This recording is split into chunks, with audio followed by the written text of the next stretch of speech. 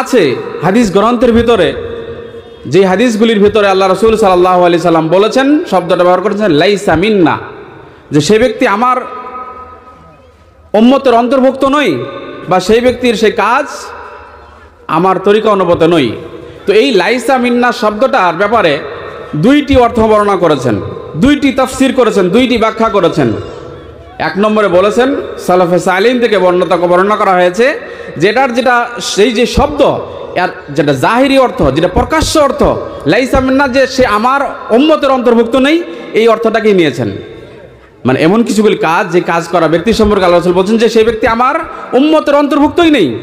এবং দ্বিতীয় আরেকটি অর্থ বলা হয়েছে যে ওই ব্যক্তির কাজ আমার সুন্নতি তরিকা অনুপাতে নয়, সেই ব্যক্তির আমলটা আমি করা আমল নয়, আমার শরীয়ত অনুপাতে নয়। তো দুইটি অর্থ ব্যক্তি বিশেষ ব্যবহার করা যাবে এবং সেটাকে উদ্দেশ্য নেওয়া যাবে। তো এবার একটি একটি করে হাদিস পড়ছি এবং আপনাদেরকে বলছি কখন সেই হাদিস শব্দটির অর্থ নিতে পারবো আমরা, যে সেই ব্যক্তি ইসলামের গণ্ডির ভিতরে নেই, সেই ব্যক্তি আল্লাহ রসুলের উম্মতের অন্তর্ভুক্ত নই, এবং কখন আমরা অর্থ নিতে পারবো যে সেই ব্যক্তির সেই আমল আল্লাহ রসুলের আমল নয়, আল্লাহ রসুলের সুন্নত নয়। তো আল্লাহ সুবহানাহু ওয়া তাআলা আমাদেরকে বলেছেন, লাকাদ কানা লাকুম ফি রাসূলিল্লাহি উসওয়াতুন হাসানাহ। পৃথিবীর সকল মানুষকে আল্লাহ সুবহানাহু ওয়া তাআলা সম্বোধন করে বলছেন যে রাসূলুল্লাহ সাল্লাল্লাহু আলাইহি ওয়াসাল্লাম হলেন পৃথিবীর সকল মানুষের জন্য সবচাইতে শ্রেষ্ঠতম, সবচাইতে উন্নত মানের, সবচাইতে উত্তম আদর্শ। আল্লাহ রসুল সাল্লাল্লাহু আলাইহি সাল্লামের চাইতে আর কোনো আদর্শবান ব্যক্তি, উত্তম আদর্শবান ব্যক্তি আর এই পৃথিবীর জমিনে অতিবাহিত হয়নি, আজ অবধি নেই, এবং ভবিষ্যতেও কিয়ামত পর্যন্ত আর আসবে না। এটা আল্লাহ সুবহানাহু ওয়া তাআলা বলেছেন। এবং দ্বিতীয় আরেকটা আয়াতের মধ্যে বলেছেন আল্লাহ সুবহানাহু ওয়া তাআলা, ওয়ামা আতাকুমুর রাসূলু ফাখুযু ওয়ামা নাহাকুম আনহু ফান্তাহু। আল্লাহ সুবহানাহু ওয়া তাআলা বলছেন, হে পৃথিবীর মানুষ, রাসূলুল্লাহ সাল্লাল্লাহু আলাইহি সাল্লাম তোমাদেরকে যে সমস্ত কথা, যে সমস্ত কাজের কথা তোমাদেরকে বলে, যে সমস্ত জিনিস তোমাদেরকে দেয়, ফাখুযু, সেটা তোমরা গ্রহণ করো, সেটা তোমরা নেও, সেটা তোমরা আমল করো, সেটা তার হুকুম তোমরা পালন করো। ওমা নাহাকুম আনহু ফান্তাহু, এবং যেই সমস্ত কাজ, চাই সেটা কোনো আমল হোক, কোনো আখলাক হোক, কোনো চরিত্র ব্যাপারে হোক, যে ব্যাপারে আল্লাহ রসুল সাল্লাল্লাহু আলাইহি সাল্লাম তোমাদেরকে নিষেধাজ্ঞা জারি করেন, যেই ব্যাপারেই তোমাদেরকে রাসূল সাল্লাল্লাহু আলাইহি সাল্লাম নিষেধ করেন, সেটা তোমরা সঙ্গে সঙ্গে তার থেকে তোমরা বিরত থাকো। তো যেই সমস্ত কাজ আমাদের করতে বলা হয়েছে, সেই ব্যাপারে তো আপনি আপনার সাধ্য অনুপাতে চেষ্টা করবেন, আপনার যতটুকু সাধ্য আছে সেটা আপনি করার চেষ্টা করবেন। তারপরে যতটুকু আপনার দ্বারা হবে না সেটা আল্লাহ ক্ষমা করবেন। কিন্তু যেই সমস্ত কাজ আল্লাহ রসুল সাল্লাল্লাহু আলাইহি সাল্লাম পরিত্যাগ করতে বলেছেন, নিষেধাজ্ঞা জারি করেছেন, সেটাতে কোনো এমন কিন্তু নেই যে আমি সারার চেষ্টা করব, যতটুকু সারতে পারি, এরকম কিন্তু নেই কোনো অপশন। সারতে যেটা বলা হয়েছে আপনাকে 100% সারতে হবে, সেখানে কোনো অপশন আর দ্বিতীয় অপশন নেই। সুতরাং আল্লাহ রসুল সাল্লাল্লাহু আলাইহি সাল্লাম আমাদেরকে এমন কিছুগুলি কথা বলেছেন, যেই কথাগুলি আমাদেরকে নিষেধ করেছেন যে এই সমস্ত যারা কাজ করবে তারা আমার এই উম্মতের অন্তর্ভুক্ত নেই। তার মধ্যে প্রথম হাদিসটি আপনাদের সম্মুখে তুলে ধরছি, যে হাদিসের ভিতরে আল্লাহ রসুল সাল্লাল্লাহু আলাইহি সাল্লাম বলেছেন, লাইসা মিন্না মান তাশাব্বাহা বিগাইরিনা, লাইসা মিন্না মান তাশাব্বাহা বিগাইরিনা, ওই সকল ব্যক্তি আমার উম্মতের অন্তর্ভুক্ত নেই, বা ওই সমস্ত লোক আমার সুন্নতি তরিকার উপরে নেই যারা অন্য বিজাতি লোকদের সঙ্গে সামঞ্জস্য রাখে, মুসাবিহাত রাখে, তাদের মতো তাদের ন্যায় আচার আচরণ, কথাবার্তা, চাল চলন, ইসলামী আকীদা, ইসলামী কাজকর্ম অন্য বিজাতি ধর্মীয় লোকের সাথে সামঞ্জস্য রেখে করে, ওই সমস্ত লোক আমার উম্মতের অন্তর্ভুক্ত নেই। তো এবার আসুন, দুইটি অর্থ বলেছিলাম। তো আল্লাহ রসুল বললেন যে তারা আমার মান তাশাব্বাহা বিগাইরিনা ফালাইসা মিন্না, যারা অন্য বিজাতীয় লোকদের সঙ্গে সামঞ্জস্য রাখে, মুসাবিহাত রাখে, তারা আমার উম্মতের অন্তর্ভুক্ত নেই। এবং বিশেষ করে আল্লাহ রাসূল সাল্লাল্লাহু আলাইহি ওয়াসাল্লাম বলেছেন, ওয়ালা তুশাব্বিহু বিল ইয়াহুদ, খাস করে আল্লাহ রাসূল বলেন ইয়াহুদীদের সাথে তাদের ধর্মীয় কাজকর্মের সঙ্গে তোমরা কোনো সামঞ্জস্য, কোনো মুসাবিহাত তোমরা রাখবে না। এবং হাদিসের ভেতর আগে বলেছেন যে ফাইন্না তাসলিম আল ইয়াহুদ বিল আসাবে, ইয়াহুদরা সালাম যে করে, মানুষকে সম্বোধনা করে, সেটা তারা আঙ্গুল দিয়ে ইশারা করে সালাম করে। ওয়া তাসলিম আন নাসারা বিল আকুফ, নাসারা যারা, খ্রিস্টান যারা, তারা সালামের যে ইশারা করে তারা হাতের ইশারা দিয়ে সালাম করে। তো এই আঙ্গুলের দ্বারাই হোক বা হাতের ইশারায় করে হোক বা অন্য কোনো অঙ্গিভঙ্গি করেই হোক, অন্য যে কোনো ধর্মীয় লোকেরা যেটা তারা একজনকে সালাম জানার পদ্ধতি যেটা আছে সেটা গ্রহণ করা যাবে না। কারণ আল্লাহ রসুল সাল্লাল্লাহু আলাইহি সাল্লাম স্পষ্ট বললেন যে বিজাতীয় লোকদের, ধর্মীয় লোকদের, বিজাতি ধর্মের লোকদের সাথে সামঞ্জস্য মুসাবিহাত রাখা চলবে না। এবার আল্লাহ রসুল সাল্লাল্লাহু আলাইহি সাল্লাম আমাদের কত সুন্দর সালামের পদ্ধতি দিলেন। পশ্চিমা কালচার কি বলে? সকালে তারা বলে গুড মর্নিং, দুপুরে বলে তারা গুড ইভিনিং, রাত্রে বলে গুড নাইট, মানে সময় সময় নিয়ে, সকাল তোমার মঙ্গল হোক, দুপুর তোমার কল্যাণ হোক, রাত্রি তোমার মঙ্গল হোক।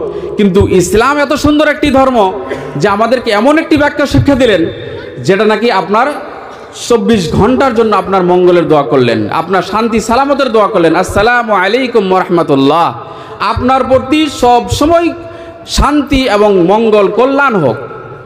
যে ব্যক্তি বলল গুড মর্নিং, সে শুধুমাত্র বলল তোমার সকাল মঙ্গল হোক, দুপুরে তোমার কি হবে, রাত্রে তোমার কি হবে, সেই কথা কিন্তু সে আপনার কল্যাণ চাইলো না। কিন্তু একজন মুসলিম, একজন ইসলামের অনুসারী ব্যক্তিকে আল্লাহ রসুল সাল্লাল্লাহু আলাইহি সাল্লাম কত সুন্দর শিক্ষা দিলেন যে আপনি যখনই কোনো মুসলিম ভাইয়ের সঙ্গে সাক্ষাৎ হবে বলবেন আসসালামু আলাইকুম, তার জন্য শান্তির দোয়া করবেন। এবং আল্লাহ সুবহানাহু ওয়া তাআলা বলেছেন ইদা হুয়্যিতুম বিতাহিয়াতিন ফাহুয়্যু বিআহসানি মিনহা ফারুদ্দুহা। আল্লাহ সুবহানাহু ওয়া তাআলা বলেছেন যখন তোমাকে কেউ সালাম করে তখন তুমি তার সালামের জবাব কমপক্ষে ওই মতো করে দাও, আর না হলে তার চাইতে উত্তম করে দাও। যেমন কেউ যদি আপনাকে বলে আসসালামু আলাইকুম, তাহলে কমপক্ষে আপনার জন্য বলতে হবে ওয়া আলাইকুম আসসালাম, এবং যদি তার চাইতে ভালো দিতে চান তাহলে ওয়া আলাইকুম আসসালাম ওয়া রাহমাতুল্লাহ। কেউ যদি বলে আসসালামু আলাইকুম ওয়া রাহমাতুল্লাহ, তাহলে আপনাকে যদি ভালো করে দিতে চান তার চাইতে, তাহলে বলতে হবে ওয়া আলাইকুম আসসালাম ওয়া রাহমাতুল্লাহি ওয়া বারাকাতুহু। তো এটা হলো ইসলামী একটা শিক্ষা, কত সুন্দর একটা আদব। তো এটা শুধুমাত্র এই ব্যাপারেই না, যে কোনো ব্যাপারেই আপনি কোনো ধর্মের অন্য ধর্মের, অন্য জাতির কোনো কালচারের সাথে মিল রেখে আপনি কোনো কাজ, কোনো পোশাক হোক, কোনো খাদ্য হোক, কোনো আমল হোক করা চলবে না। কিন্তু অতি দুর্ভাগ্য, আফসোসের বিষয় যে আজকে আমরা আমাদের যুবক এবং আমাদের যুবক পুরুষ এবং মহিলা, ছেলে ও মেয়ে সকলেই তারা এমন বেশভূষণে তারা আজকে গ্রহণ করতে নিজেকে গৌরবান্বিত করে যেটা নাকি সম্পূর্ণরূপে বিধর্মীদের কালচার। অপর একটা হাদিসের মধ্যে আমি বলেছি আল্লাহ সাল্লাল্লাহু আলাইহি সাল্লাম লাইসা মিন্না মান তাশাব্বাহা বির রিজালি মিনান নিসা ওয়ালা মান তাশাব্বাহা মিনান নিসাই বির রিজাল। ওই সমস্ত নারী, ওই সমস্ত মেয়ে যারা পুরুষের বেশ ধারণ করেছে, যারা পুরুষের পোশাক ধারণ করেছে, পুরুষের চালচলন, কথার ভঙ্গি ধারণ করেছে, তারা আমার উম্মতের অন্তর্ভুক্ত নয় বা তারা আমার সুন্নতের ওপরে অবস্থিত নেই। ঠিক তেমনি আল্লাহ রাসূল বলেছেন, ঠিক ওই সমস্ত পুরুষ, ওই সমস্ত যুবক যারা মহিলাদের বা মেয়েদের পোশাক ধারণ করেছে, মেয়েদের গড়ন ধারণ করেছে, মেয়েদের গয়না পরেছে বা মেয়েদের মতো কথাবার্তা, এবং এমনকি অনেক সময় লিঙ্গটাও চেঞ্জ করে নেয়, মানে নিজের লিঙ্গটা বদলিয়ে নেয়। মেয়েরা পুরুষ হয়ে যায়, পুরুষরা আবার মহিলাও ধারণ করে নেয় আজকের জামানায়। তো এই ব্যাপারে আল্লাহ রাসূল বললেন কি, যে এই দুই ধরনেরই পুরুষ ও মহিলা যারা একে অপরের বিরোধ মানে অপোজিট যেই সেকশন আছে তাদের যেটা ধারণ করেছে, তাহলে তারা আমার উম্মতের অন্তর্ভুক্ত নয়। এবং আল্লাহ রাসূল সাল্লাল্লাহু আলাইহি সাল্লাম আরও বলেছেন অপর একটি হাদিসের মধ্যে, লাইসা মিন্না মান লাতামাল খুদুদা ওয়া শাক্কাল জুয়ুব। ওই সমস্ত মানুষও তাদের আমল আমার উম্মতের অন্তর্ভুক্ত নয় তারা, বা তাদের আমল আমার সুন্নতি আমল নয় যারা কোনো মুসিবতের সময় কোনো বিপদ ঘটে গেলে তারা নিজের গালে আঘাত করে, নিজের চেহারায় আঘাত করে। তো এই ব্যাপারে স্পষ্টকরণ আপনাদেরকে এভাবে দিতে চাই যে মুখে আঘাত করার ব্যাপারে আল্লাহ রাসূল বললেন যে মুখে মারা, যে সমস্ত লোকেরা মুখে আঘাত করে, মুখে মারে বা কোনো কষ্ট মুসিবতে পড়লে নিজের কাপড় ছেড়ে, তারা আল্লাহ রাসূলের উম্মতের অন্তর্ভুক্ত নয়, বা তাদের সেই কাজ সুন্নতি আমল নয়, আল্লাহ রাসূলের তরিকার আমল নয়। এটা কখন? ধরে নেন আল্লাহ সুবহানাহু ওয়া তাআলা আপনাকে বড় একটি নিয়ামত দান করেছিলেন, আপনি বড় একটি ব্যবসা শুরু করেছেন, ব্যবসা শুরু করতে না করতেই হঠাৎ করে আগুন লেগে সেই দোকান পুড়ে গেল, সেই সমস্ত বয়বস্তু জ্বলে গেল। বা আপনি কেবল বাড়ি বানিয়েছেন, বাড়িটা নদী ভেঙে নিল। বা আপনাকে আল্লাহ একটা সুন্দর সন্তান দিয়েছে, কিছুদিনের মধ্যেই সন্তানটার ইন্তেকাল হয়ে গেল।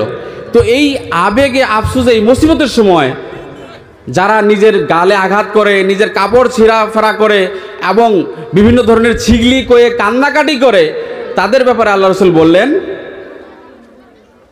মান লাইসা মিন্না মান লাতামাল খুদুদ ওয়া শাক্কাল জুয়ুব। যারা এই মুসিবতের সময় আল্লাহর এই কাজা ও কদর, আল্লাহর এই তকদিরের প্রতি ধৈর্য ধারণ করতে না পেরে বা না করে তারা নিজেকে আঘাত করছে, আর সেটাও সারা বডির মধ্যে যে শ্রেষ্ঠতম বডি পার্ট চেহারা, সে চেহারাতে আঘাত করে, তাদের এই কাজ আমার সুন্নতি আমল নয়। কিন্তু ওই সমস্ত ব্যক্তি যদি এটাকে আল্লাহ রসুলের এই ফরমানকে হেয় তুচ্ছ মনে করে এবং নেগলেক্ট করে যদি এটার প্রতি তারা আমল করে অটল থাকে, তাহলে অর্থ নিতে হবে আমরা পারবো যে সে ব্যক্তি আল্লাহ রসুলের উম্মতের অন্তর্ভুক্তই নেই, কারণ সে আল্লাহ রসুলের সেই হুকুমকে হেয় তুচ্ছ মনে করেছে, অগ্রাহ্য করেছে, সেটাকে তুচ্ছ তাচ্ছিল্য করছে। এরকম মনোভাব নিয়ে যদি কেউ করে, তাহলে তার সম্পর্কে আমরা অর্থ নিতে পারবো যে সে আল্লাহ রসুলের উম্মতই নয়। কিন্তু যদি সে হেয় তুচ্ছ মনে না করে, কিন্তু মনের আবেগে বা শয়তানি ওয়াসওয়াসায়, মনে নফসের ওয়াসওয়াসায় যদি এরকম কাজ করে ফেলে, আর সে যদি সেটাকে ভুল বলে মনে করে, তাহলে বলতে হবে যে সেই তার কাজটা কমপক্ষে আল্লাহ রসুলের আমল নয়, সুন্নতি তরিকার আমল নয়। তো এরকম আরেকটি হাদিস আপনাদের সম্মুখে রেখেই আমি আমার বক্তব্য ইতি করব। আল্লাহ রসুল সাল্লাল্লাহু আলাইহি সাল্লাম বলেছেন, মান গাশশানা ফালাইসা মিন্না। যারা খিয়ানত করে, যারা ধোঁকা দেয়, ওই সমস্ত লোক আমার উম্মতের অন্তর্ভুক্ত নয়, বা তাদের সেই ধোঁকা দেওয়া, খেয়ানত করার কর্মটা এটা আল্লাহ রসুলের আমল নয়। আজকে অনেক লোকের কথা বলে যে বিজনেস করতে গেলে মিছা কথা না করলে বিজনেস করাই যায় না, সাধারণভাবে বলে থাকে। অথচ আল্লাহ রসুল সাল্লাল্লাহু আলাইহি সাল্লাম বলেছেন, আল কিযবু উম্মুল কাবাইর।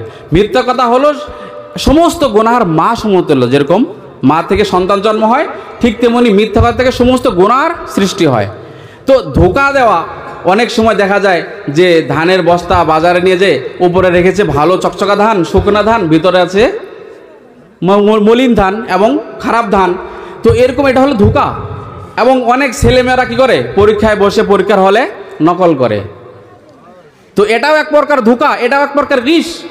যে প্রকারই, যে ধরনেরই হোক, যেখানেই হোক, কোনো কারবারে হোক, কোনো আপনার পরিবারে হোক, বা যে কোনো জায়গাতে হোক, পরীক্ষায় হোক, কোনো আমলেই হোক, এই ধোঁকা দেওয়া বা খেয়ানত করাটা এমন একটি কাজ যে ব্যাপারে আল্লাহ রসুল বললেন যে সেটাকে সে যদি বৈধ মনে করে বা আল্লাহ রসুলের কথাকে অগ্রাহ্য করে যদি করে, তাহলে সে আল্লাহ রসুল উম্মতের গণ্ডি থেকেই বাইরে চলে যাবে। আর যদি সেটাকে নিজের শয়তানি ওয়াসওয়াসায়, মনের নফসের ওয়াসওয়াসায় যদি করে, একটু অলসতায় করে যদি, তাহলে বলতে হবে কমসে কম যে তার সেই কাজটা কি না, আল্লাহ রসুলের আমল না। শেষে আরেকটি হাদিস বলেই আমি শেষ করছি। আল্লাহ রসুল সাল্লাল্লাহু আলাইহি সাল্লাম বলেছেন, লাইসা মিন্না মান দাআ ইলা আসাবিয়াতিন ওয়া লাইসা মিন্না মান কাতালা আলা আসাবিয়াতিন। এটাও আজকে আমাদের মধ্যে খুবই রয়েছে। আমরা বংশ নিয়ে খুবই গৌরব করি, আমার বংশ খান বংশ, আমার বংশ মণ্ডল, আমার বংশ অমক। এই বংশ নিয়ে যেটা অহংকার, গৌরব, এই ব্যাপারে আল্লাহ রসুল বললেন যে খানদান বংশ নিয়ে যে সমস্ত মানুষ অহংকার করে, গৌরব করে, নিজেকে বড় বড় করে, এবং এটা নিয়ে একজন আরেকজনের সঙ্গে লড়াই করে, ঝগড়া করে, এবং এই ধারণা নিয়েই সে মৃত্যুবরণ করে, তাহলে সেটাকে যে সে যদি বৈধ মনে করে আল্লাহ রসুলের হুকুম জানার পরও যে সেটা যদি অগ্রাহ্য করে, তাহলে বলা যাবে সেই ব্যক্তি মুসলমানই নয়, সেই ব্যক্তি আল্লাহ রসুলের উম্মতই নয়। এবং সেটা যদি সে বৈধ না, সেটাকে অবৈধ মনে করেই যদিও করে, তাও সেই কাজটি আল্লাহ রসুলের আমল নয়। এবং সময় যেহেতু কম, আমি আর বিশেষ কথা না বাড়িয়ে শেষে আল্লাহ রাব্বুল আলামিনের কাছে দোয়া করছি, আল্লাহ রাব্বুল আলামিন যেন আমাদেরকে এই সমস্ত কাজ, যেই কাজগুলি আল্লাহ রসুলের সুন্নতি আমল নয়, সুন্নতি কাজ নয়, আল্লাহ রসুলের তরিকা নয়, সেই কাজগুলি করা থেকে যেন আমরা বিরত থাকি এবং নিজেকে যেন পরিপূর্ণ করানো সেই সুন্নাহ ভিত্তিক প্রতিষ্ঠা করতে পারি এবং মৃত্যুর আগ মুহূর্ত পর্যন্ত যেন সঠিক ইসলামকে আমরা ধরে রাখতে পারি। এবং শেষে আমি একটা কথা বলবো, যেহেতু সময় কম আমি বলতে পারলাম না বিষয়টা, আজকের যেই এই সভা বা জলসার যে উদ্দেশ্য, এটা আমরা সকলেই জানি এবং ইনশাআল্লাহ সকলেই আমরা কিছু না কিছু আমাদের নিয়ত করতে হবে।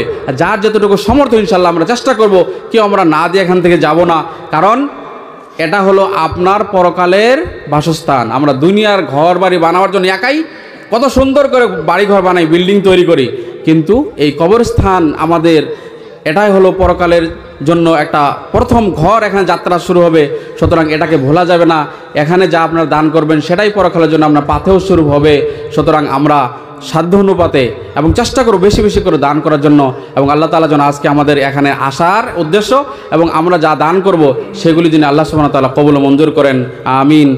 ওয়া আখিরু দাওয়ানা আলহামদুলিল্লাহি রাব্বিল আলামিন। ওয়াসসালামু আলাইকুম ওয়া রাহমাতুল্লাহি ওয়া বারাকাতুহু।